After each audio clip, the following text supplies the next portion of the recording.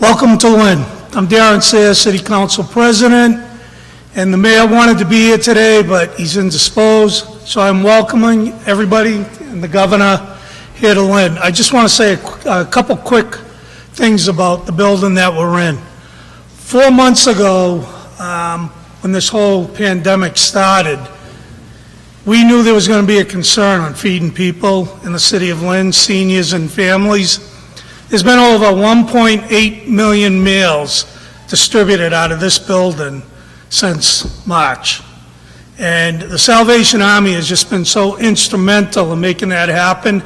They're not just taking care of families here in Lynn, but they're also taking care of families in Nahat, Swampscott, Chelsea, Saugus, and Linfield. I mean, it's just been so overwhelming. And I also want to mention the outstanding job that our governor has done for us in Massachusetts.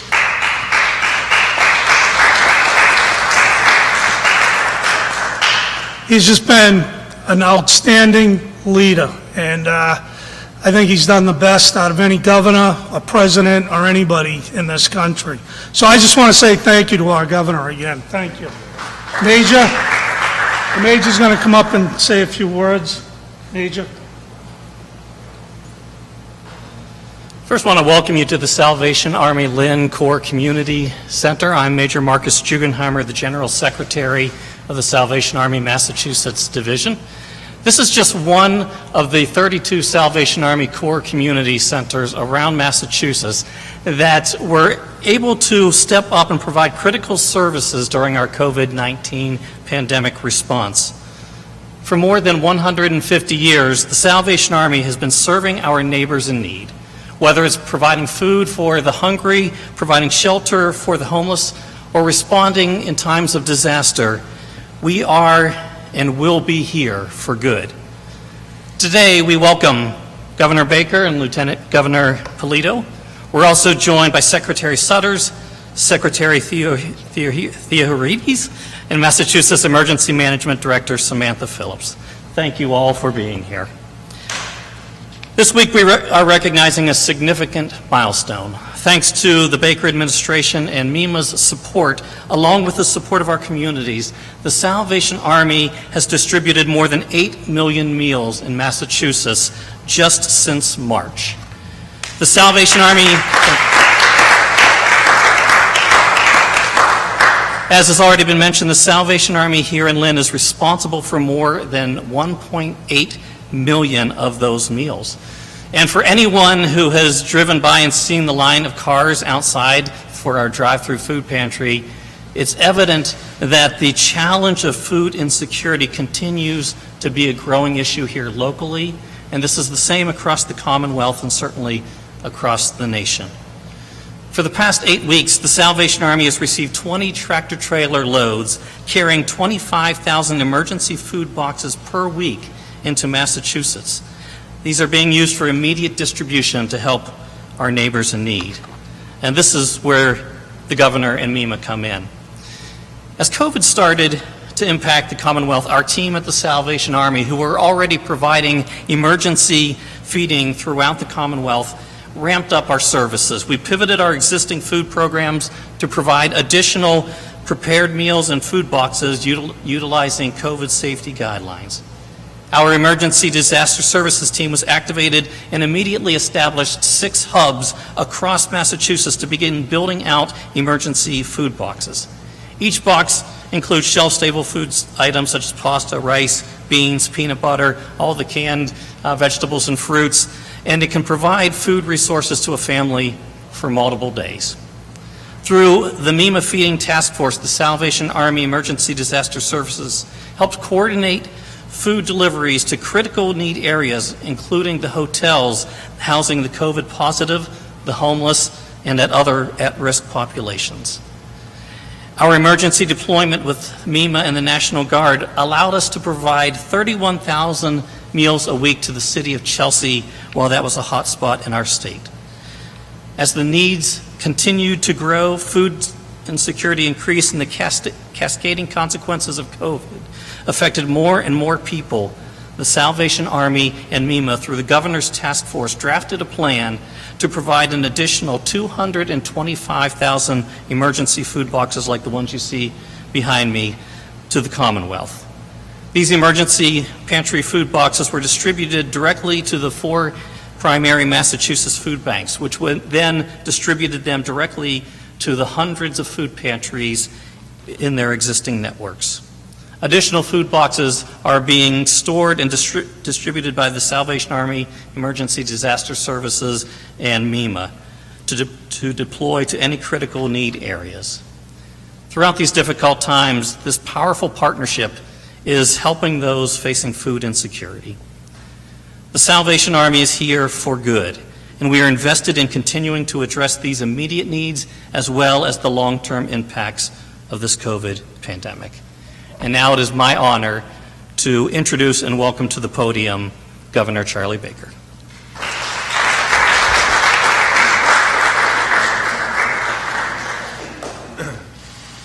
So first of all, I want to thank the Salvation Army for giving me the shortest commute I've had in a really long time. It's important to me. It may not be important to others, but mostly what I want to say is what an incredible partner the Salvation Army has been to the Commonwealth and to the people of Massachusetts over the course of the past 150 days or so. I want you to think a little bit about that math that the Major just talked about. Since March, which is basically 150 days ago, this location has distributed 1.8 million meals. Statewide, 150 days, Salvation Army has distributed 8 million meals. I can't go anywhere in Massachusetts that has something to do with food without seeing these food boxes somewhere in the warehouse, the storeroom, the front room of every organization that's working to make sure that people in Massachusetts have enough to eat during these incredibly difficult times. What was the number? What was the number you gave us about the number of folks? 70? Was it 70 families a day before COVID? Yes. And what is it now? 500. Gone from 70 families a day to 500 families a day since COVID began. And this is a story that's playing out in place after place after place across the Commonwealth. And if it weren't for the work of organizations like this, and the teammates from MEMA and Health and Human Services and our Food Insecurity Task Force and our teammates in local government, and literally the hundreds, thousands of volunteers who step up and make these organizations have the ability to flex and expand to meet the demand, we wouldn't be able to do what we're doing. So to everybody who's part of this team, and especially to the folks here today from the Lynn Salvation Army, I just want to say God bless and thank you for all that you do.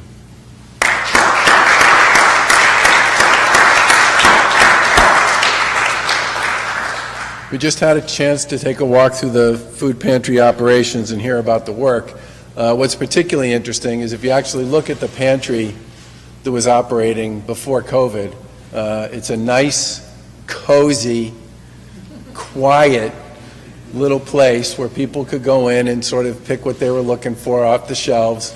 And in a very short period of time, you've managed to turn that from being a relatively small but effective delivery model to something that's been able to scale to do basically 10 times what you were doing before in a very short period of time.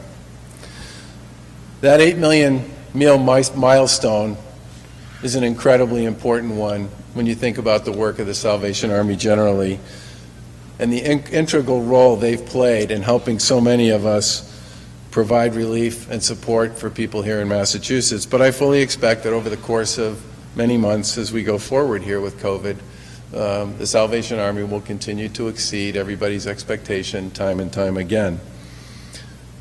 But before we talk about our program here today around food, I do want to give our update on COVID-19 cases, testing, and hospitalizations. Yesterday, the state reported that almost 8 million new people were tested for COVID-19 In total, we've delivered about 1.3 million tests. Yesterday, there were 143 new positive cases, and that brings the statewide total to about 107,000.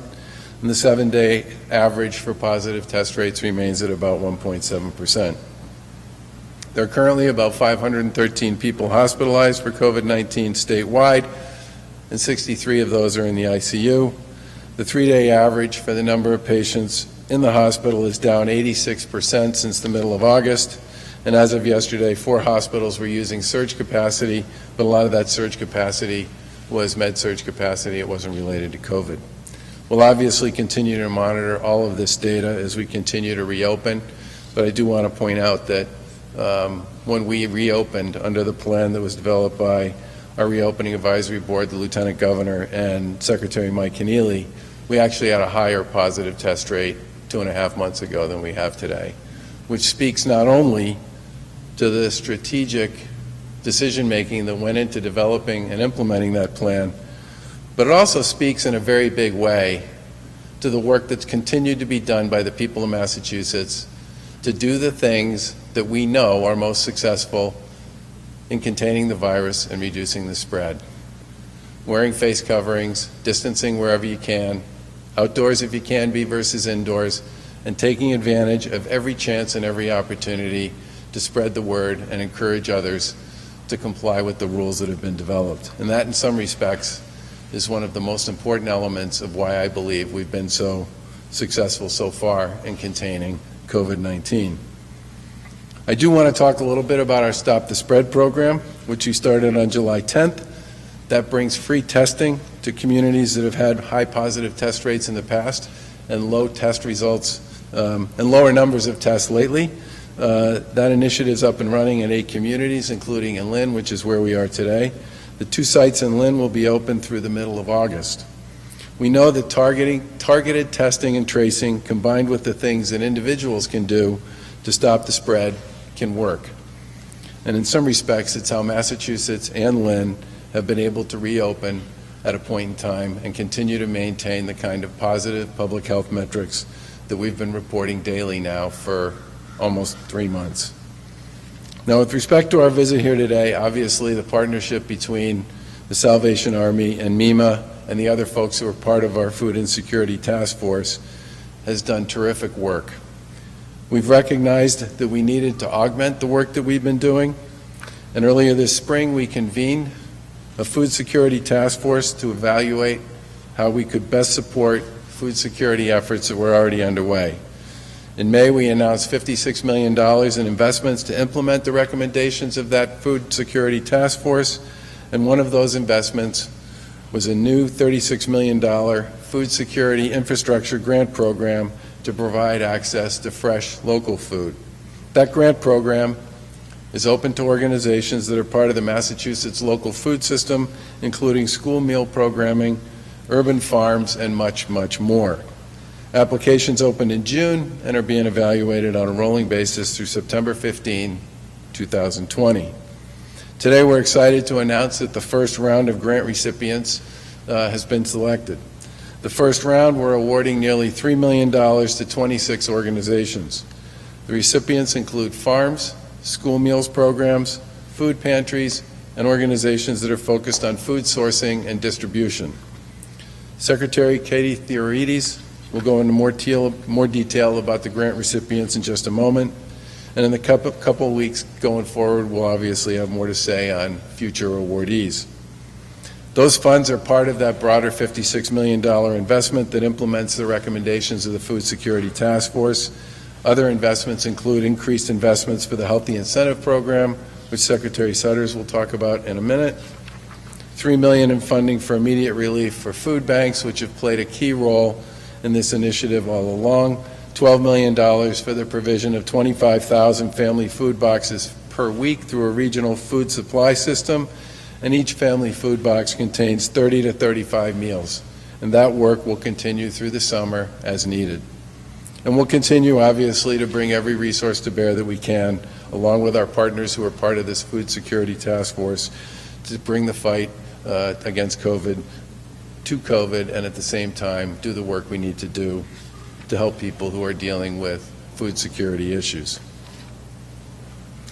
The legislature's been a tremendous partner in this. In fact, the SUP that we received yesterday included some money that we'd asked for to support a number of additional initiatives.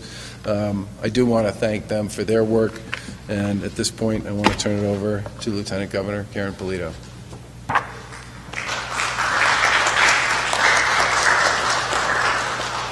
Good afternoon, and thank you, Governor. I wish to start by thanking the Salvation Army, board members, volunteers, and all who come to work in this outstanding organization. Your tagline and your hashtag, doing the most good, clearly defines who you are. We're so proud of you for what you do in ordinary times, and what you've done during these extraordinary times is really remarkable and so appreciated. Thank you. It's great to be here to talk about agriculture and commercial fishing, which are integral parts of our Massachusetts economy. COVID-19 has led to dramatic shifts in the way consumers are interacting with food systems, from restaurants to schools to grocery needs at home. Massachusetts farmers, our fishermen, and other food businesses have worked hard to meet these challenges and respond to the crisis to support our Massachusetts residents. Our Food Security Task Force, the Governor referenced, found that there was a critical need to develop a system to connect processing, storage, and distribution resources to ensure ongoing supply of food. And in response, we developed an online platform as an additional tool.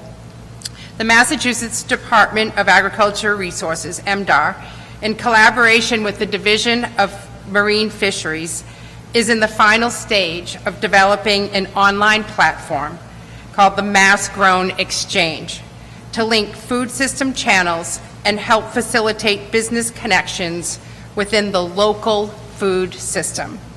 The platform is open to businesses looking to sell and purchase Massachusetts products and services. This includes farmers, fishermen, specialty food producers with wholesale products to sell to restaurants, grocery stores, and other outlets, or looking for services such as storage and distribution. Buyers including schools, food banks, retail outlets looking for local food products, and service and equipment providers working with businesses in the food system. We look forward to rolling out this exciting new online platform in the coming weeks, which will connect local businesses with supplies and resources and help support businesses and help them respond and also grow during these challenging economic times. In addition to the agricultural industry, the Commonwealth's commercial fishing industry has been hard hit by the pandemic. The Division of Marine Fisheries worked with fishing industry stakeholders to develop a plan to distribute $28 million in federal fisheries assistance from the CARES Act. The spending plan has been submitted to NOAA for approval, and DMF will work to distribute these funds quickly, pending approval. Last month, we also announced over $50,000 in grants to 3 projects to help the Commonwealth's local seafood industry sell fresh, locally caught products to Massachusetts consumers through promotion and awareness campaigns. We created this program 4 years ago to ensure the continued viability of Massachusetts' local commercial fishing and seafood industries. As the chair of the Seaport Economic Council, it's clear that we need to support coastal communities and our seafood workforce. I would also like to thank our colleagues in the legislature and members of the Food Security Task Force and the Seafood and Commercial Fishing Work Group, who have been tremendous partners. We've worked collaboratively, we've been creative, and we've come up with a good system to connect all these local resources. And special thanks to Representative Ann Margaret Ferranti, Representative Hannah Kane, Senators Bruce Tarr and Joe Comerford for your hard work and effort. It's been a pleasure working with all of you. Please remember to do your part if you can to support our local food producers by buying and shopping local, visiting local, As Governor often says, we have so much to offer here in our Commonwealth. So let's do our part, not only to protect ourselves and others from the virus spread, but also to support our local businesses and all the great treasures in our great Commonwealth. With that, I'd now like to turn it over to Secretary Katie Theoharides.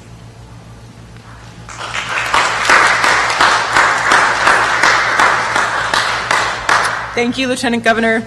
It's an honor to be here today, and I think to echo the Governor's and Lieutenant Governor's words, your resilience, the Salvation Army's resilience in being able to really utilize your partnerships and step up to this new challenge, which is an unprecedented one, has been incredible to see. So we really thank you for that. The pandemic, as the Governor mentioned, has highlighted how important it is to invest in our local food system and ensure that the food grown right here in the Commonwealth especially can be distributed to our residents, to vulnerable populations, and to underserved communities. I'm really pleased to be here today to talk about this $36 million food security grant program a bit more, and our first round where we are releasing the first $3 million of the program. As the Governor and Lieutenant Governor noted, the program was developed as a recommendation of the Food Security Task Force, and the program aims to connect individuals and families throughout the Commonwealth to equitable access to fresh local food. Additionally, and really importantly, the program is designed to place our local food system and our local fishermen front and center in a resilient food system that has the ability, not just for this situation, but for future opportunities to really rely on that system and to allow it to be distributed across the Commonwealth.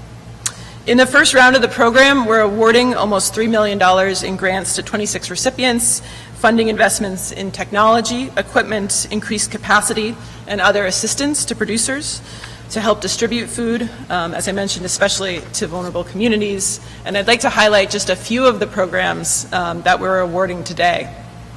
One of the things we've seen is that the transition of schools to online learning has made it more difficult for schools to provide food to children in need. And school meal programs have been a part of this that we've worked really hard to ensure they can continue to operate even in a remote learning environment. Several schools and school districts have received grants to address this issue through this grant award, including Springfield Public Schools, which is receiving almost $500,000 through this opportunity today for equipment and supplies needed to ensure they can continue to provide prepackaged meals to over 25,000 students, both in school and for students should e-learning be taking place in the fall. Food banks and pantries have faced unprecedented demands. That's something we're seeing here for sure, for their services as vulnerable residents face urgent food insecurity. And the Salem Food Pantry has been awarded a grant to fund the development of a new food storage and distribution warehouse. We're seeing obviously the need for these things to grow with food vulnerability, as well as the purchase of a new van to support expanded food distribution to food insecure residents who can't make it out to a pantry themselves. As the Lieutenant Governor mentioned, the Commonwealth's agricultural and fishing industries have faced significant difficulties during the pandemic. However, annually, about 20% of our sales in agricultural products actually go direct to consumers, and it's something that the Commonwealth is historically very good at when compared to other states. This is the highest proportion of direct sales in the country. Some farms and fishermen have responded to the increased demand for local fresh food options during the pandemic by expanding their direct sales capabilities. And we've seen this whether it is folks looking to buy fish directly off boats or the incredible increase in community-supported agriculture and farmers markets that's been really a new piece of this. So through this grant program, the North of Boston farm in Boxford is receiving a grant to expand the farm's home delivery model and expand consumers with language and cultural barriers by funding equipment and translation services for their products. Ward Aqua Farms, an aquaculture farm in Falmouth, has received a grant to build a walk-in cooler installation so that they can begin direct sales of shellfish to consumers. These are just a few examples of innovative, important projects. Sometimes they're very simple, but they're things that the producers haven't had the opportunity to invest in the past.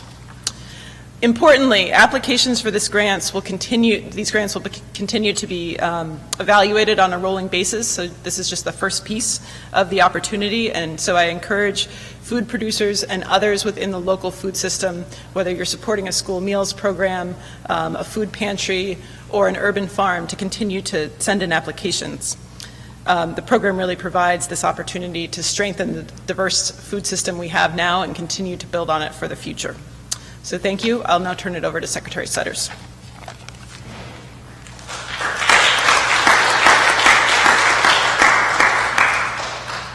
Good afternoon, Governor, Lieutenant Governor, Secretary Theodorakis, my good friend, Director Phillips from MEMA, and our extraordinary colleagues at the Salvation Army. Thank you for hosting us, and thank you for what you do each and every day in the Commonwealth to help families as part of the Commonwealth safety net.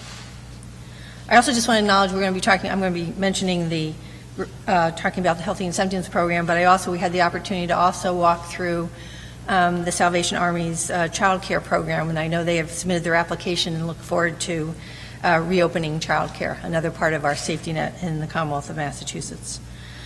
So as we've discussed, the COVID-19 pandemic has greatly impacted many families' financial stability across Massachusetts and has hit families and our residents who have historically experienced food insecurity particularly hard.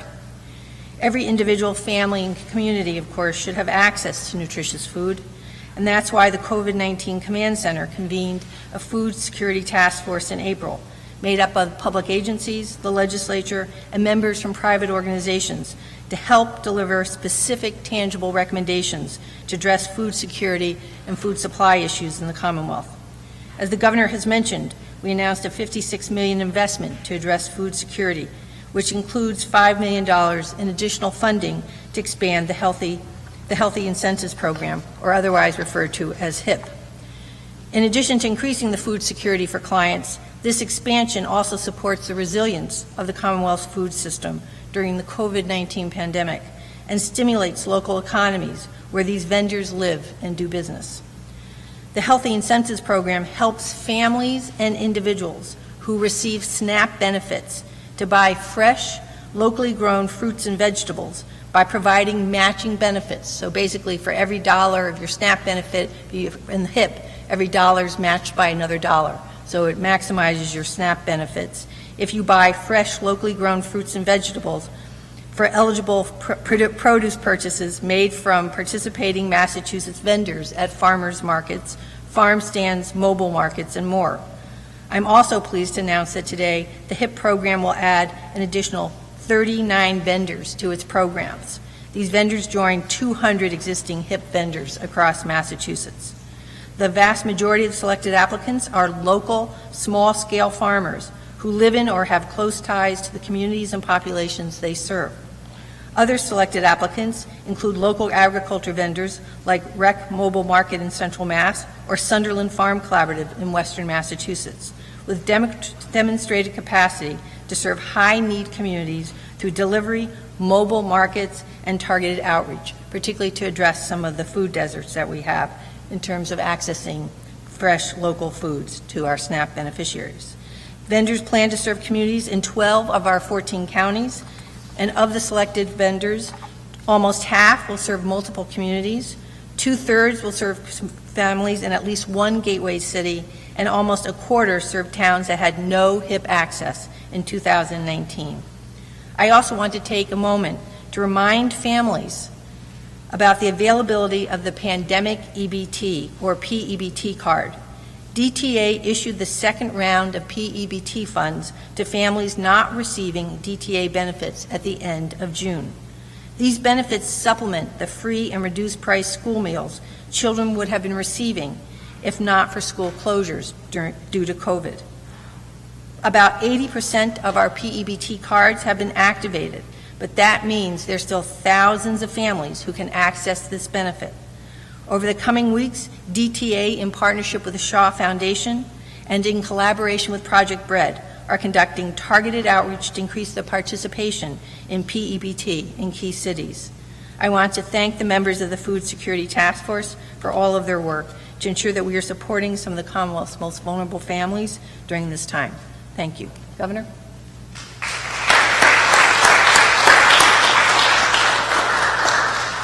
Questions on this stuff? For me or anybody else? Work with the 3 school scenarios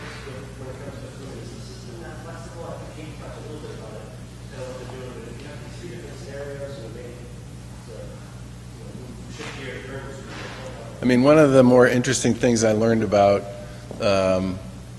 food distribution in Massachusetts generally when we put this food security task force together was how much of this is done, the actual distribution is done at the local level.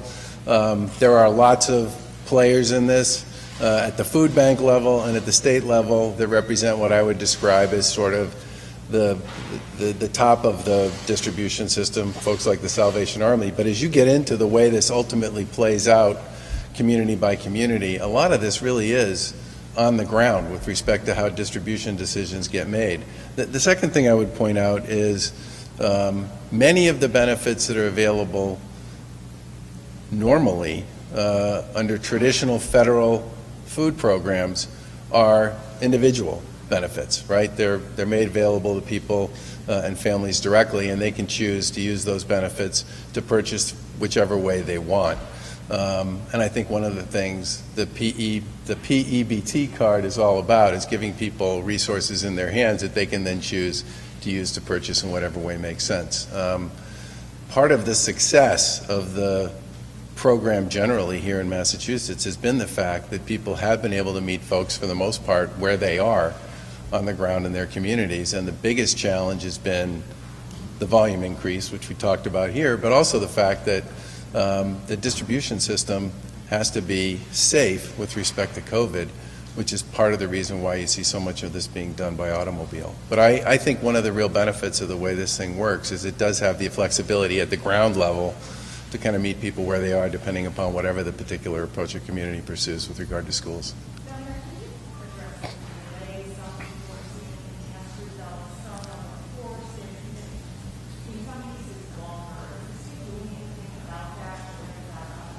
Well, first of all, the vast majority of the tests in Massachusetts are turned around in 24 to 48 hours. We've been in many conversations with some of the larger national platforms about test turnaround time, and I do believe that within the next several weeks we should see some improvements with respect to their turnaround times. And if we were a state where our positive test rate was in the 20s or the 30s, I'd be out of my mind. But the fact, again, that people have done so many of the right things to help us get our positive test rate down to 1.5%, while the turnaround delays are frustrating, annoying, and incredibly difficult for people who are waiting to get the answer, they are a little less dangerous than they might be if we have much higher positive test rates. That said, almost all the testing that's being done at the hospital, I think all that's within 24 hours, and a lot of it's even ready tests. I mean, a lot of that stuff's being done, turned around within a few hours.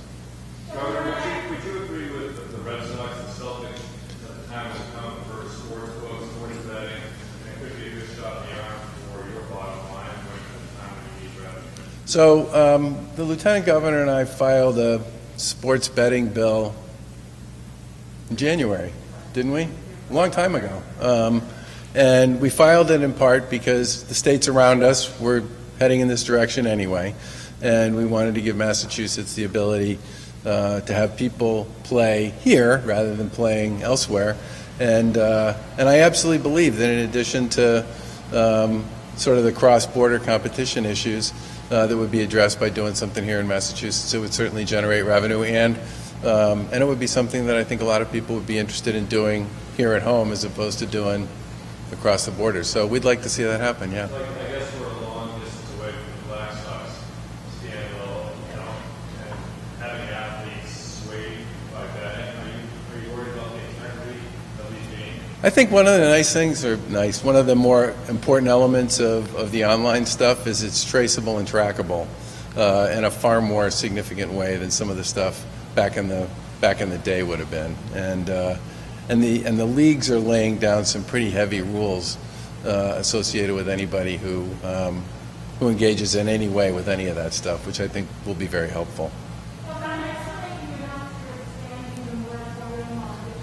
Yep.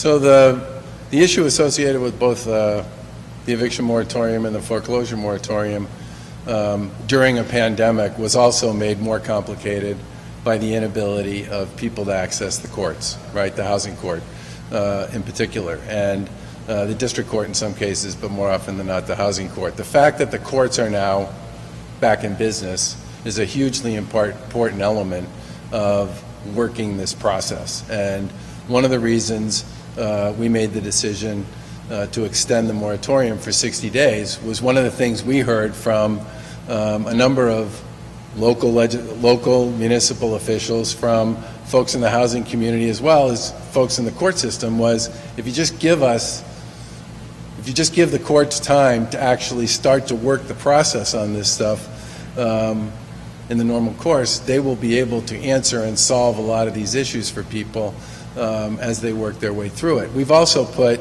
through a variety of initiatives, pretty significant resources out there to support, in many cases, some of the small landlords you're talking about. The RAFT program, for example, which is rental assistance for families in the RAFT program is basically a direct pay on behalf of families to landlords. And we put about $20 million into that program, but we've also put significant resources into a number of other housing programs as well to help people work their way through. The other thing I would say is we've also heard from a lot of small businesses who've said to us, you know, I've only been open for a few weeks here or a month, and if I had a little more time to be open so I could catch up on my outstanding rent obligations, I can get back to current with my landlord, but if the decision is going to get made on August 18th, that's going to be a problem for me. So I think there are a number of really good reasons for sort of giving people an opportunity to work their way through this, given the situation and circumstance that so many people have found themselves in. Why don't we, yeah. Some cities have been reporting coronavirus cases rising in people in their 20s and 30s over the past couple weeks. Have you heard of that at all? Are you concerned about it? So we are currently doing a pretty deep dive on all of our test results from the past few weeks, and we'll probably have more to say about that later this week. But I certainly think that the people in Massachusetts, on balance, have done all the right things with respect to face coverings, distancing, and sort of basic infection and hygiene control opportunities.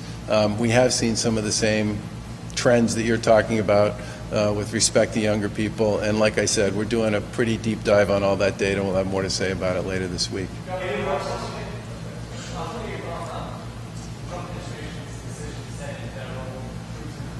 Yeah.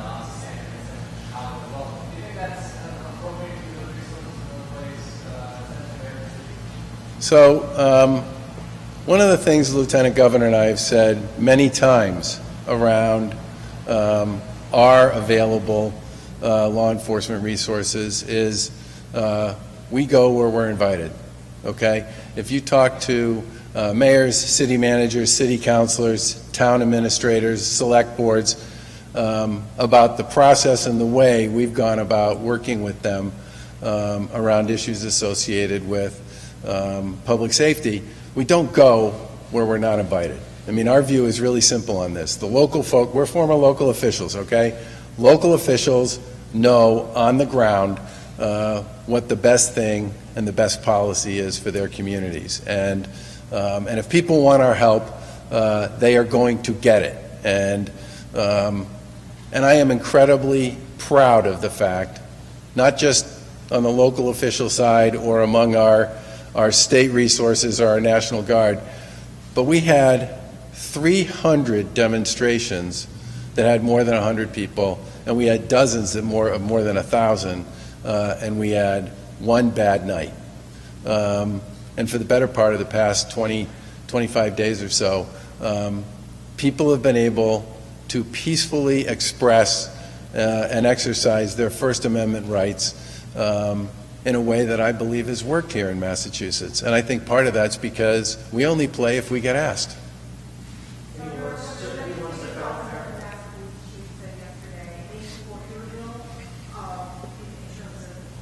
Yeah. certification and things, but they say you've been silent for too long, and they also want you to stand up and support law enforcement. I'd like to respond to that. Well, first of all, we spent almost a year working with the Black and Latino Legislative Caucus and the law enforcement community to create a certification and decertification process in Massachusetts, which we need and we should have, because that becomes the vehicle through which you can actually identify and remove people who shouldn't be law enforcement officers and aren't living up to the oath and the performance of their peers, okay?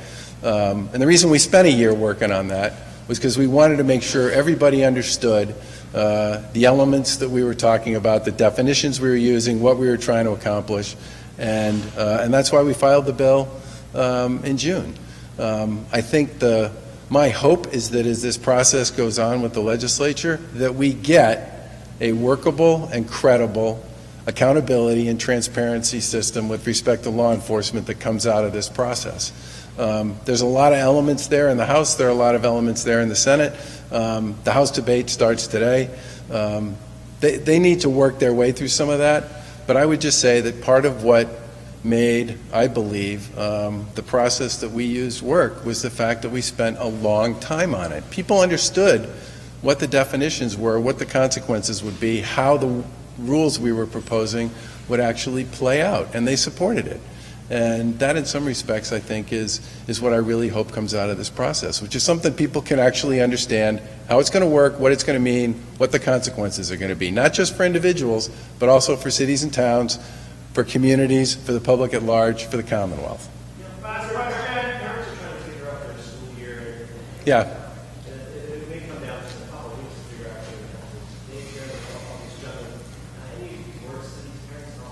Well, the first thing I'd say is I think we're up to about 65% of the child care community is licensed, is back and open and operating, which is thousands of providers, right?